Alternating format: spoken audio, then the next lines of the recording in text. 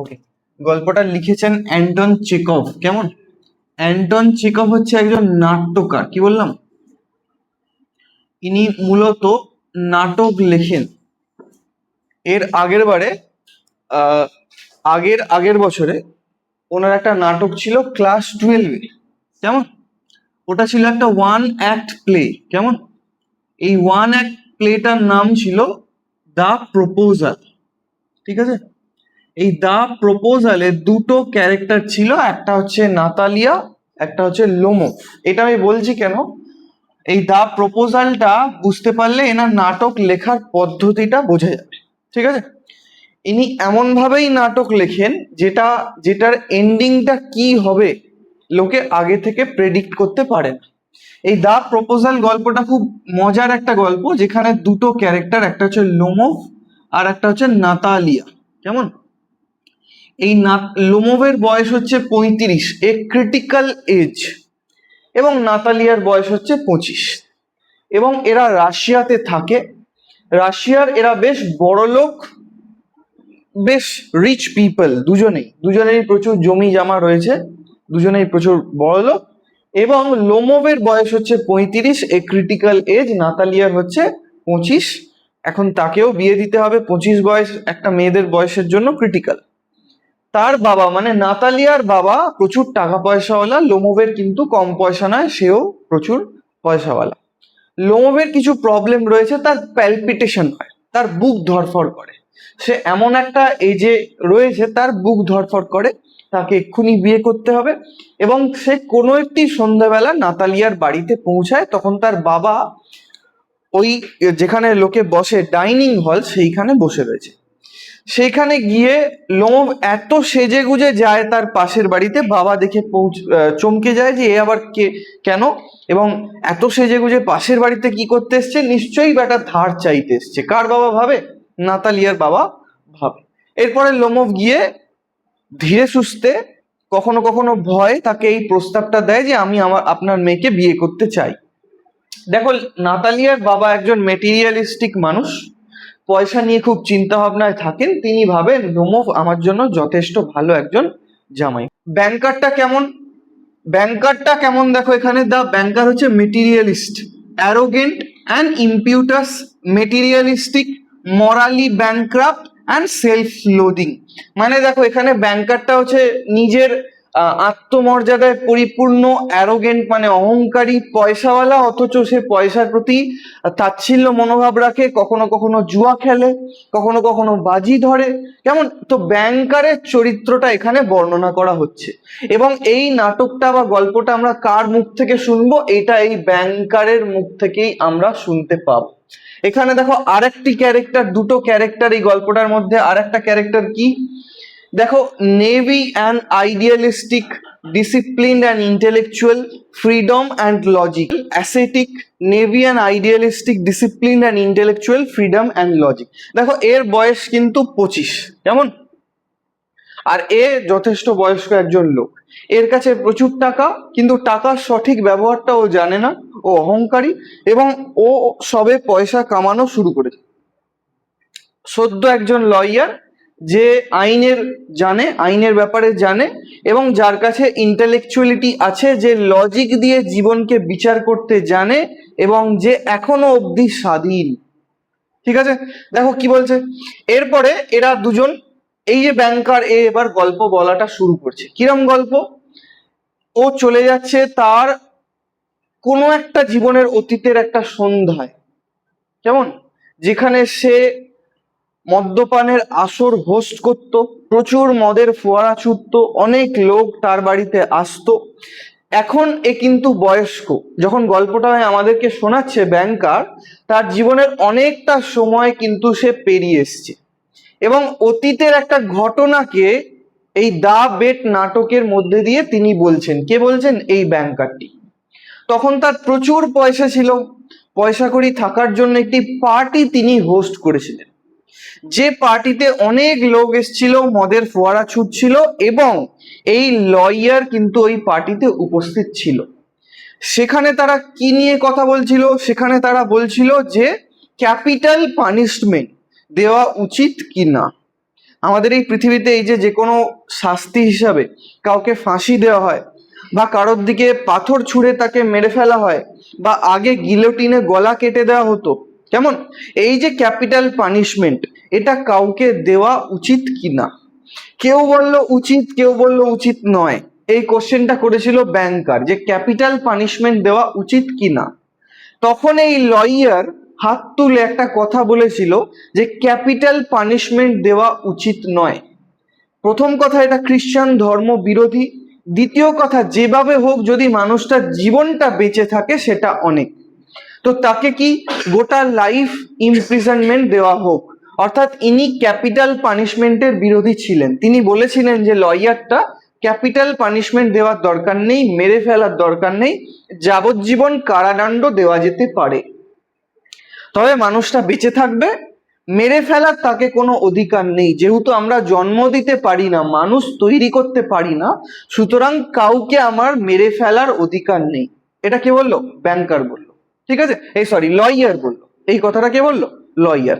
লয়ারের তখন বয়স ছিল 25। তখন এই ভদ্রলোক লয়ারকে একটা কথা বলল, যদি তুমি 5 বছর একটি ঘরে বন্দি থাকতে পারো, এবং তুমি যদি পারো ওটা, তখন যদি তুমি সুস্থ থাকো, এই বাজিটা পুরো 5 বছর তুমি কাটিয়ে দিতে পারো একটা ঘরে বন্দি হয়ে, তাহলে তোমাকে আমি কত দেব? 2 মিলিয়ন রুবলস দেব। 2 মিলিয়ন রুবল আমি তোমায় দেব। ব্যাংকারটি যখন এই কথাটি লয়ারকে বলল, তখন সে টেবিল চাপড়ে একটা কথা বলেছিল, চলো 5 বছর নয়, আমি 15 বছর একটা ঘরে কাটিয়ে দেবো, যদি তুমি আমাকে এই টাকাটি দাও। দেখো, এর কাছে কিন্তু টাকা তখন নেই, সে কেরিয়ার স্টার্ট করেছে, তার টাকার খুব দরকার। সে এটা ভেবে বলেছিল যে 15 বছর পরে যখন বেরাবো, আমার বাকি জীবনটা এই টাকাতে হেসে খেলে চলে যাবে, সুতরাং আমার কাজ করার কোনো দরকার নেই, শুধু কি করতে হবে? 15 বছর একটা ঘরে বন্দি থাকতে হবে। ক্লিয়ার? তো তারপরে দিনক্ষণ ঠিক হয়। দিনটা দেখো, 14ই নভেম্বর 1870, 12টার সময় তাকে একটা ঘরে রাখা হয়। কোন ঘরে? এই যে ব্যাংকার, তার যে বাড়ির সীমানা, এই সীমানার একটা কোণে একটা ছোট ঘরে তাকে রাখা হয়। ঘরের মধ্যে শুধুমাত্র একটা জানলা, আর কিচ্ছু নয়, বাইরে একটা ওয়াচম্যান বসিয়ে দেওয়া হয়। বাইরের প্রকৃতির কোনো মানুষের সাথে তার দেখা হবে না। কার হবে না? লয়ারের, যাকে এই ঘরটার মধ্যে রেখে দেওয়া হয়। ঠিক আছে, এবং শুরু হয় কবে? 12টার সময় ঢোকানো হয়, নভেম্বর 14, 1870 সালে, এবং তিনি বেরাবেন কবে? 15 বছর পরে, 14ই নভেম্বর 1885 সালে। মানে ঠিক 15 বছর পরে তিনি ঘর থেকে বেরাবেন। ঠিক আছে, এই গল্পটা একটা মানুষের জীবনের ট্রান্সফরমেশনের গল্প।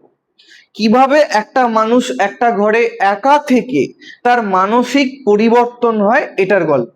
ঠিক আছে, দেখো এই গল্পের প্রথম বছরটা আমি পরপর বছরগুলো লিখে রেখেছি। দেখো, ইয়ার 1, বছর 1, তিনি এই যে পুরো ঘটনাটা, তাকে যে একটা রুমের মধ্যে থাকতে হচ্ছে, এটা তো একটা মদের কারণে, মদ্যপান করেছিল, লয়ারটাও মদ টদ খেয়েছিল। এক্সাইটমেন্টের চোটে সে বলে ফেলে, কি বলে ফেলে? যে আমি 15 বছর একটা ঘরে থাকবো, তার বিনিময়ে কিছু টাকা তুমি দাও। তো পুরো ঘটনাটা ঘটলো কিন্তু মদের জন্য। তাহলে তিনি প্রথম বছরে রিফিউজ করলেন মদ খাওয়া এবং সিগারেট খাওয়া। প্রথম বছর তিনি মনে করলেন যে ঘরটাতে আমায় থাকতে হবে, আমি যদি সেই ঘরে সিগারেটের ধোঁয়া উড়িয়ে উড়িয়ে ঘরটাকে ইনটক্সিকেটেড করে দিই, তাহলে আর থাকতে পারবো না। তো প্রথম বছর তিনি রিফিউজ করলেন ওয়াইন আর টাবাকো। তিনি নেশা, যে সিগারেট, বিড়ি ইত্যাদি রিফিউজ করলেন, এবং ওয়াইন খেতে মানা করে দিলেন, তিনি খাবেন না। কি করলেন তার বদলে? এক্সট্রিম লোনলিনেস, একাকী জীবন যাপন করলেন, ঘরে একটা সাইডে বসে থাকতেন, এবং খুব হালকা মিউজিক, পিয়ানো টিয়ানো তিনি বাজাতেন। কেমন? দ্বিতীয় বছর কি বলছে দেখো, স্টপস প্লেইং মিউজিক, তিনি পিয়ানো বাজানো বন্ধ করে দিলেন। অর্থাৎ প্রথম বছর তিনি পিয়ানো বাজাতেন, মদ টদ কিছু খেতেন না, ছুতেন না। দেখো, একটা মানুষের মেন্টাল চেঞ্জেস গুলো আমরা এখান থেকে দেখতে পাবো। দ্বিতীয় বছর তিনি কি করলেন? স্টপস প্লেইং মিউজিক, তিনি গান বাজানো বন্ধ করে দিলেন। Start studying classic and light literature, খুব হালকা পাতলা বই তিনি পড়তে লাগলেন। মানে যেখানে ডিপ থটস নেই, খুব হালকা লেখা, মানে ওটার উপরে মনের বেশি ইম্প্যাক্ট পড়বে না। আমরা যদি কোনো সাইকোলজিক্যাল ড্রামা পড়ি তাহলে মনে বড্ড ইম্প্যাক্ট পড়ে। আমরা যদি বড় বড় লেখকের খুব ভাবনা চিন্তা দিয়ে মেলানো মেশানো লেখা পড়ি তাহলে মনের মধ্যে ইম্প্যাক্ট পড়ে। তিনি ওই দিকে গেলেন না, তিনি ক্লাসিক্যাল কিছু বই ঠই পড়লেন এবং ওই পড়ে দ্বিতীয় বছরটা থেকে 5 বছর অবধি তিনি কাটালেন। তিনি কিন্তু তাহলে এখন 6 নম্বর বছর কাটিয়ে 6 নম্বর বছরে পা রেখেছেন। কেমন? তাহলে দেখো, প্রথম বছরে তিনি কিছুই করলেন না, খালি পিয়ানো বাজালেন। দ্বিতীয় বছরে তিনি অনেক ম্যাগাজিন, যেগুলো খুব হালকা, মনের ওপর বেশি প্রভাব ফেলে না, এইরকম বই টই পড়লেন। তৃতীয় বছর, অর্থাৎ তৃতীয় বছর বলতে এখানে 6 নম্বর বছর, কেমন? 6 নম্বর বছরে তিনি কি করলেন? Mastering 6 languages. তিনি 6টা ভাষা শিখে ফেললেন। অর্থাৎ আমরা যদি একাকী জীবন যাপন করি, যদি সেটাকে পজিটিভ ওয়েতে ইউজ করি, তাহলে আমরা 6 নম্বর বছরে কিন্তু 6টা ল্যাঙ্গুয়েজ শিখে যেতে পারবো। তিনি তখন ব্যাংকারকে চিঠি লিখে, তখন তার কথাবার্তা হতো। ওই যে বলেছিলাম ঘরে একটা জানলা থাকবে, সেই জানলা দিয়ে তার যা কিছু চাহিদা, ব্যাংকার বলেছে যে তুমি যা লিখে দেবে চিঠিতে, খাবার দাবার বই খাতা সবকিছু ওই জানলা দিয়ে আদান প্রদান হবে। কোনো মানুষের সাথে তুমি দেখা করতে পারবে না, তোমার যা দরকার লিখে দেবে, ওই জানলা দিয়ে পরের দিন আমি দিয়ে দেবো। তো তিনি একটা চিঠি লিখে দিলেন, 6টা ভাষায় লিখলেন। বললেন যে দেখো, ওই চিঠিতেই লিখে দিলেন 6টা ভাষা। বলে এটা যারা পারদর্শী, এই ভাষা সম্পর্কে জানে, তাদেরকে তুমি দেখিও, যদি এই ভাষা লেখা সঠিক থাকে তাহলে একটা বন্দুক ফায়ারিং করো। ঠিক আছে? ব্যাংকার দেখলো পুরো চিঠিতে সে প্রপারলি লিখেছে 6টা ভাষা। কেমন? তার মানে তার ভাষা শিক্ষা সে করে ফেলেছে 6 নম্বর বছরে গিয়ে। পরে বলছে দেখো, 10 থেকে 13 বছরে তিনি কি করলেন? New testament, theology, history and religion, তিনি নানা রকম ধর্মের বই পড়লেন। তিনি ঈশ্বরের, ভগবানের ইতিহাসের বই পড়ে পড়ে কাটালেন। অর্থাৎ এই যে 10 থেকে 13 নম্বর বছর, সেখানে সে ভারী ভারী বই সম্পর্কে জানলো, পড়লো, ইতিহাস সম্পর্কে জানলো। এবং দেখো, ইয়ার 14-15 সে নানা রকমের বই, উইলিয়াম শেক্সপিয়ার থেকে আরম্ভ করে সমস্ত বই সে পড়তে আরম্ভ করলো।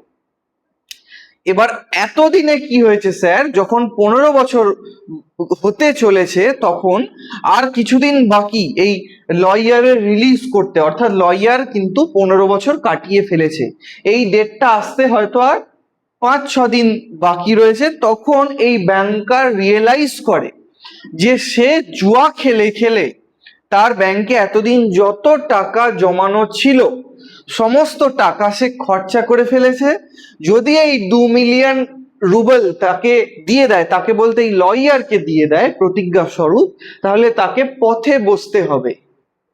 দুটো জিনিস এখানে খেয়াল করতে হবে, এই লয়ার প্রচুর জ্ঞান অর্জন করেছে, তার জীবন সম্পর্কে সমস্ত চিন্তাধারা বদলে গেছে। 15 বছর আগে সে ভাবতো টাকাই সবকিছু, টাকার জন্য সে গৃহবন্দী হয়েছে। 15 বছর পরে তার মনে হচ্ছে যে টাকা সবকিছু নয়, জীবনের একটা অন্য মানে রয়েছে। অথচ এ টাকা নিঃস্ব হয়ে রয়েছে, আর মাত্র এই কটা টাকাই তার কাছে রয়েছে। যদি এটা ওকে দিয়ে দেয় তাহলে ওকে পথে বসতে হবে। তখন এই ব্যাংকার ডিসাইড করে, যেদিন রাত্রির বেলা 12টার সময় বেরানোর কথা, তার আগের দিনকে সে ডিসাইড করে এই লয়ারকেও মেরে ফেললে আর টাকাটা দিতে হবে না। যখন ওই লয়ার ঘরের মধ্যে রয়েছে দুপুরবেলা, তখন ব্যাংকার চুপি চুপি যায়। দুপুরবেলা যেহেতু, ওয়াচম্যান তখন গ্রিন হাউসে গেছে রেস্ট করতে, এবং ব্যাংকার গিয়ে দেখে একটা জরাজীর্ণ লোক সোফার পাশে মাথা নিচু করে রয়েছে এবং একটা চিঠি রাখা রয়েছে তার পাশে। সে চিঠিটা পড়ে, যে চিঠিতে লেখা রয়েছে যে আমি, এই যে তোমার যে শর্ত, আমি জীবন সম্পর্কে আমার চিন্তাধারা সম্পূর্ণ বদলে গেছে, আমি এই তোমার টাকাটি, যে টাকাটি নেব বলে এই ঘরে ঢুকেছিলাম, সেই টাকাটি আমি রিফিউজ করলাম, এই টাকাটি আমি নেব না। কেন নেব না? আমি তোমার দয়া দাক্ষিণ্যে বাঁচতে চাই না। আমি নিজের জীবনে নতুন মানে খুঁজে পেয়েছি, এভাবেই আমি বাঁচতে চাই।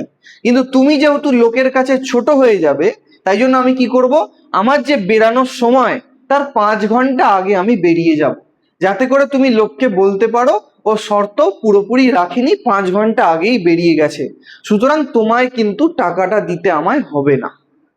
দেখো, যে চিন্তাধারা নিয়ে ব্যাংকার তার ঘরের সামনে গেছিল যে লয়ারকে তাকে মেরে ফেলতে হবে, সেটা তাকে করতে হলো না। এখানে আমরা কি দেখতে পেলাম? এখানে আমরা দেখতে পেলাম যে লয়ার কিন্তু হেরে গেল, হেরে গিয়েও কোথাও যেন জিতে গেল, তাই না? যেখানে জিতে যাওয়ার কথা ছিল, লয়ারের টাকাটা পেয়ে গিয়ে জিতে যাওয়ার কথা ছিল, জনসমক্ষে সে বলতে পারতো যে আমি তো জিতে গেলাম, তার মানে সত্যি অর্থে মানুষকে বাঁচিয়ে রাখাটাই সঠিক, যেভাবেই হোক না কেন। কিন্তু ও কোথাও যেন জিতে, মানে হেরে গিয়েও জিতে গেল। আলটিমেটলি তো 5 ঘন্টা আগে পালিয়ে গেল, সুতরাং হিসাব মতো বাইরের লোকের কাছে তো ওর হেরে যাওয়ার কথা, কিন্তু হেরে গিয়েও এর কাছে জিতে গেল, কারণ এ জীবন সম্পর্কে এই 15 বছরে যথেষ্ট জ্ঞান অর্জন করেছে, যেটা এই ব্যাংকারটা পারেনি। এবং ও ব্যাংকারকেও কিন্তু এক অর্থে বাঁচিয়ে দিয়ে গেল। ব্যাংকার যদি $2 মিলিয়ন বা রুবেল ওকে দিয়ে দিত, তাহলে ওকে পথে বসতে হতো। সুতরাং ব্যাংকার লয়ার সম্পর্কে যে ধারণা তৈরি করেছিল, যে বেটা টাকার লোভে ঘরের ভেতরে রয়েছে এতদিন, সেই ধারণাটা বদলে গেল। কারণ লয়ারের নিজের যে জীবন সম্পর্কে ধারণা, টাকা সম্পর্কে ধারণা, এটাই 15 বছরে বহু বই পড়ে পড়ে, বহু রিলিজিয়াস বই পড়ে পড়ে এটা পুরোপুরি পাল্টে গেছে। ক্লিয়ার? তো এটা একটা আয়রনিক্যাল স্টোরি। জীবন সম্পর্কে আমাদের কাছে একটা স্বচ্ছ ধারণা লেখক তুলে ধরেছে। ক্লিয়ার? বলো, কোনো ডাউট আছে? কোর থিম কি? Subjectivity of freedom. স্বাধীনতার মানে কি? স্বাধীনতা কাকে বলে? টাকার মধ্যে আবদ্ধ হয়ে থাকাটাকে কি স্বাধীনতা বলে? না যারা সত্যি অর্থে জীবন যাপন করে, যাদের টাকা পয়সার ব্যাপারে চিন্তা নেই, করার দরকারও নেই, তাকে স্বাধীনতা বলে? কেমন? ফ্রিডমটা আমি কাকে বলবো?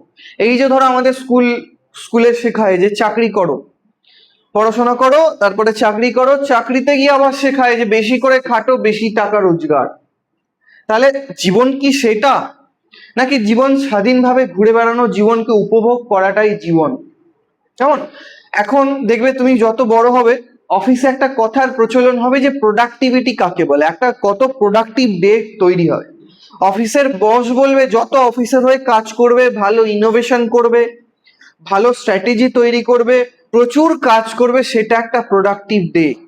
কিন্তু আমি এখন রিয়েলাইজ করেছি যে যে দিনটা তুমি ছুটিতে কাটাতে পারবে, সেইটা প্রোডাক্টিভ ডে। ল্যাদ খেয়ে কাটাতে পারবে, কোনো একটা নদীর সামনে চুপচাপ বসে কাটাতে পারবে, সেটা প্রোডাক্টিভ ডে। দেখো, জীবন খুব ছোট, উপভোগ করাটাই প্রোডাক্টিভ ডে। আমরা তো এখানে জন্তুর মতো খাটতে আসিনি, আমরা দলদাস নই। আগে একটা দড়ি পরিয়ে আফ্রিকার থেকে আমেরিকাতে টানতে টানতে নিয়ে আসা হতো দলদাসদের।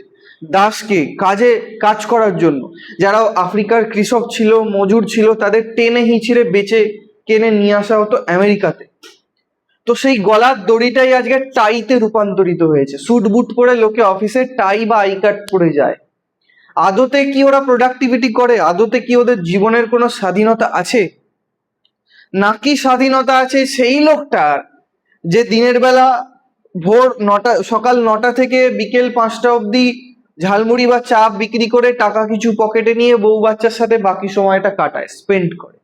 স্বাধীনতা তার বেশি আছে, তাকে রাত্রিবেলা চিন্তা নিয়ে ঘুমোতে যেতে হয় না যে পরের দিন বস কি বলবে। অর্থাৎ জীবন সম্পর্কে, টাকা সম্পর্কে একটা স্বচ্ছ ধারণা দিয়েছে এই দুটো ক্যারেক্টার, তার নিজেদের স্টোরির মাধ্যমে, তার এই লয়ারের শিক্ষার মাধ্যমে। নেক্সট কি বলছে? Materialism and spiritualism. মেটেরিয়ালিস্টিক কথাটার মানে আমি অলরেডি বলে দিয়েছি, গাড়ি বাড়ির পেছনে ছোটা। আর স্পিরিচুয়ালিজম মানে হচ্ছে যেটা স্বামী বিবেকানন্দ করতো, ধ্যান জ্ঞান, একটা কোয়ালিটি টাইম স্পেন্ড করা, যেখানে তুমি 1 কাপ চা তাড়াহুড়ো করে পড়তে চলে যাও কিংবা অফিস চলে যাও, সেটা শান্ত জীবন নয়। যেখানে তুমি খাবারটা ভালো করে উপভোগ করবে, উপভোগ করতে করতে খাবে, একটা বিকেলবেলা কোয়ালিটি টাইম স্পেন্ড করবে মায়ের সাথে বা বউয়ের সাথে বা ভাইয়ের সাথে। কেমন? সেই দিকে তুমি যাবে। ঠিক আছে, নেক্সট কি বলছে, দ্য আয়রনি অফ নলেজ, শিক্ষা আমাদেরকে কোন দিকে নিয়ে যায়। তুমি দেখবে পৃথিবীর যত শিক্ষক রয়েছে তারা অতিরিক্ত বড়লোক নয়, তাই না? বড়লোক কারা? যারা শুধু পয়সার পেছনে চেজ করে। তার মানে শিক্ষা কিন্তু বেশি বড়লোক তোমায় করবে না, তোমাকে অন্তরের জ্ঞান দেবে এবং একটা কোয়ালিটি লাইফ দেবে। মুকেশ আম্বানির লাইফ কি খুব ভালো? সে নিজে জানে নিজের লাইফটা কেমন। হট করে একটা ব্যবসায় 1000 কোটি লস, ব্যাংক্রাপসি। ওর ভাইকেই তুমি দেখো না, মুকেশ আম্বানি কষ্ট করে জায়গাটা ধরে রেখেছে, কিন্তু অনিল আম্বানি, ওর বাবাও তো টাকা ওকে দিয়ে গেছিল, বিভিন্ন ব্যবসা ওকে দিয়ে গেছিল, কিন্তু পারলো না।